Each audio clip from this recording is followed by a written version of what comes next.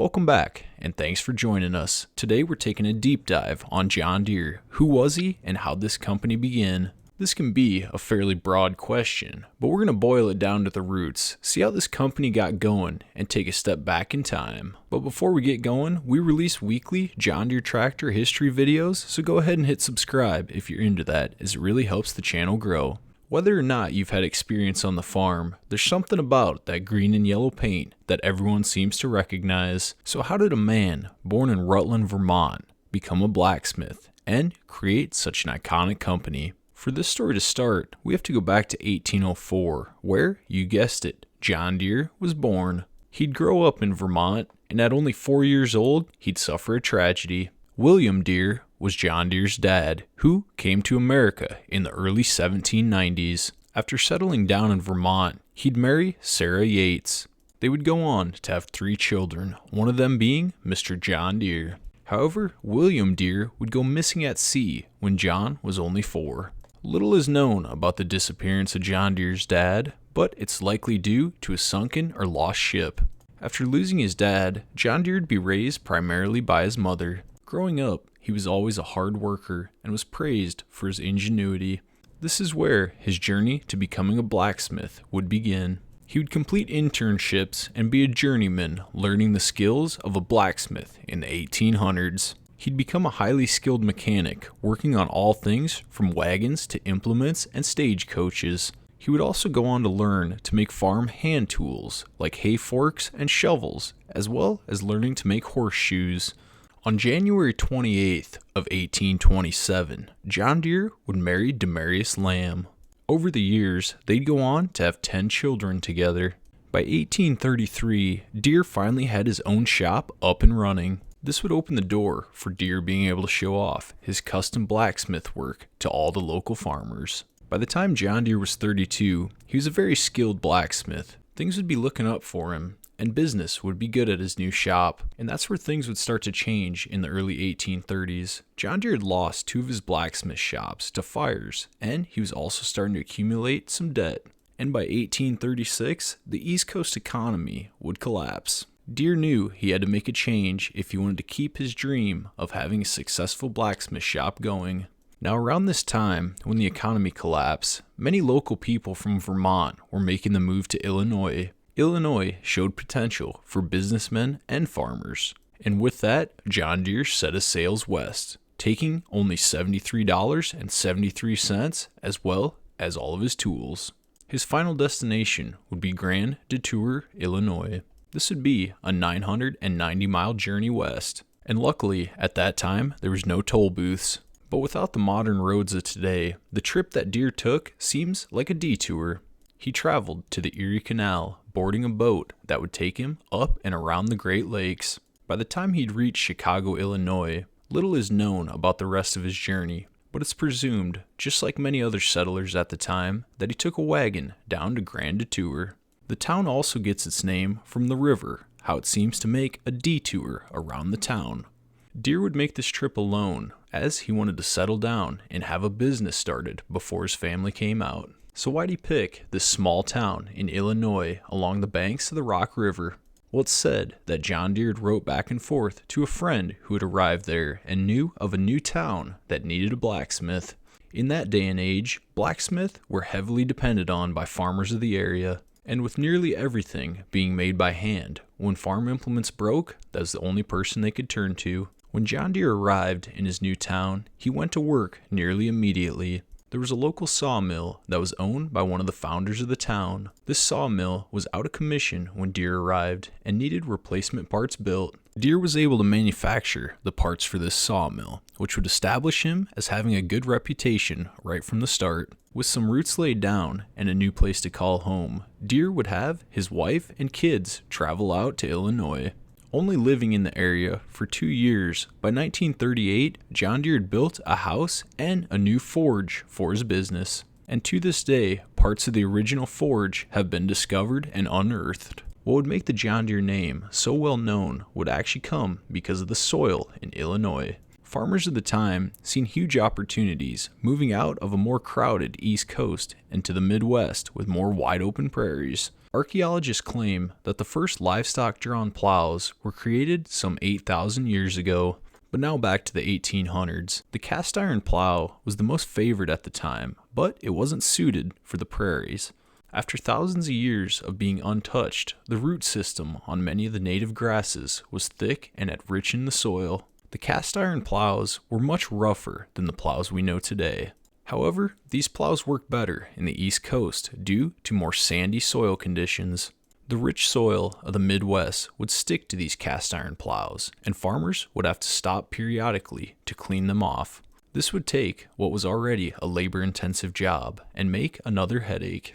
There are two main parts that make a plow work. There's the share and the moldboard. And at that time, it wasn't uncommon for the moldboard piece to be made out of wood. Many pioneers that set out for fame and fortune in the West were discouraged and turned away and went back to the East Coast. But the ones who stayed would get a lucky break from an invention by John Deere.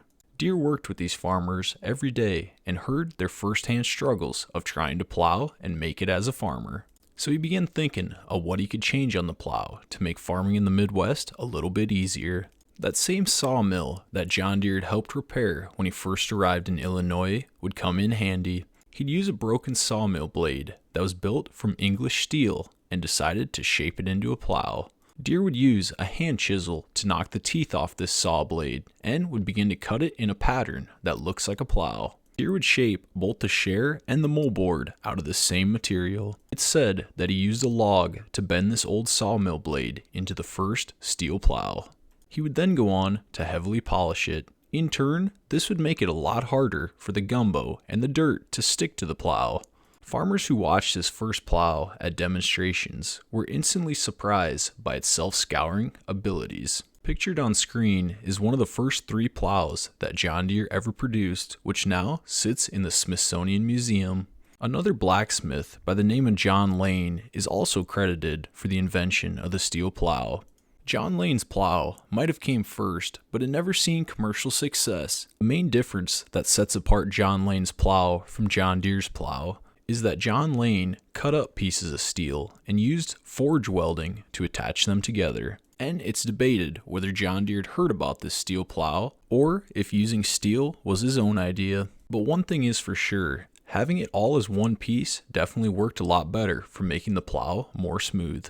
Another thing that's often overlooked about this first plow is many of the plows in the day made of heavy cast iron needed a team of oxes to pull. However, John Deere's plow was a lighter design that could be pulled by a single horse. The word of this groundbreaking invention would spread, and many farmers that were headed west would stop by this little Illinois town to stop in and have a look. Deere would sell his first plow in 1838, and by the next year he had sold 10 of them. As the late 1830s wore on, John Deere would go on to expand his shop and start building more of these plows. His sales would quadruple, selling 40 of these new style plows. With business doing good, he would have some on hand and ready to sell for farmers that wanted to buy them and continue their journey west. As the years would go on, John Deere would increase his plow sales every year, nearly doubling them, and by 1841 he was producing over 75 plows a year. Deere had taken this small blacksmith shop to a full-on plow manufacturing business. So what did this blacksmith shop look like?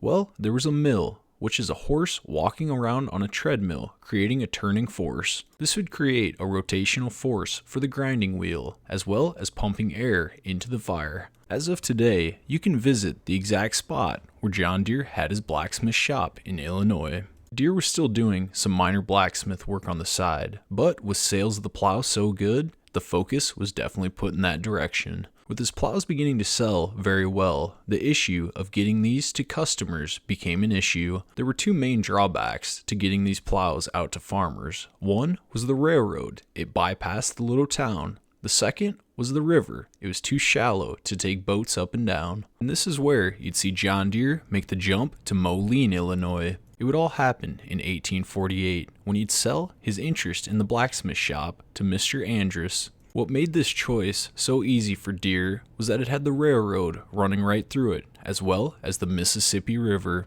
One of the biggest advantages of moving next to the Mississippi was he could power this new plant off running water. as well as boats being able to bring him raw material. Through the years, Deere would upgrade his plow, changing things out and redesigning, but still keeping that original steel plow design. By 1857, Deere was putting out over 10,000 plows a year. However, it wouldn't be until 1868 where Deere would officially found Deere & Company. With business booming, John Deere would also work at improving the town of Moline, becoming the second mayor in 1873. He would go on to assemble Moline's first fire department, as well as establish the first national bank of Moline. With the business doing so well, it was no surprise that people started to copy this design. A company by the name of Candy Swan & Company set up shop in Illinois and started building a near identical plow compared to Deere, and also had the same logo. Up until this point, John Deere didn't have an official trademark, but that would all change, and John Deere would redesign their logo. The first official logo we'd see from Deere would come out in 1876. This logo, however, would be trademarked, and no other companies could copy the logo to put on their plows and try and sell them as John Deere's. We'd see that legendary landing Deere. This original logo would run all the way up to 1912. John Deere would pass away in 1886 at the age of 82. The company would be left to his son, Charles Deere, and would stay in the family for the next century to come. And this is where you'd see the first branch get put in Kansas City. The first big expansion to what would become a global company. John Deere's life and legacy would see many ups and downs, and in 1989, he was inducted to the National Inventors Hall of Fame. This has been a short story of John Deere's life. Let me know down in the comments what you thought about it and if there's any information you'd like to add. But with that out of the way, I want to thank you guys for watching another video. We'll catch you in the next one.